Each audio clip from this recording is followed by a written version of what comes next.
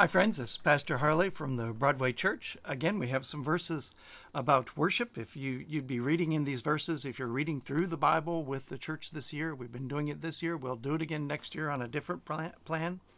But in 2 Chronicles chapter 30, beginning at verse 26 to 27, it says, "So there was great joy in Jerusalem, for since the time of Solomon, the son of David, king of Israel, there had been nothing like this in Jerusalem.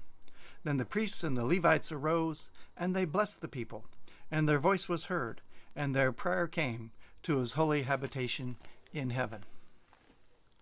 And so we have this story that under the King Hezekiah in the city of Jerusalem, having some generations passed from the days of David and Solomon, they had certainly fallen on hard times. They'd even had times where it seemed that the king, the government, the people had turned from the Lord and began to trust in other gods. But Hezekiah has overseen a revival, and he has taught the people not only that they should follow God, but also that the blessings on their community come when God is centered in it.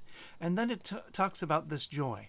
They had such great joy that they were finally, it's joyful to be the people you should be. We are created to be people that live in response to God.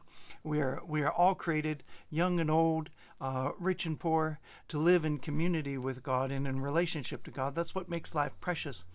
And they have seen that they're centered around God, and their joyful prayer goes up to heaven.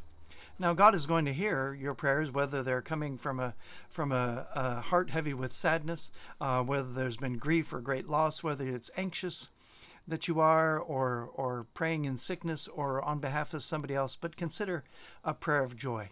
Just saying, God, I see all that you have done. I'm standing on the promises that you have, and I am praying with joy. And God does indeed hear those. He hears all prayers. But imagine how heaven rang with the joyful prayers of the people, and God heard in his holy habitation. Be blessed.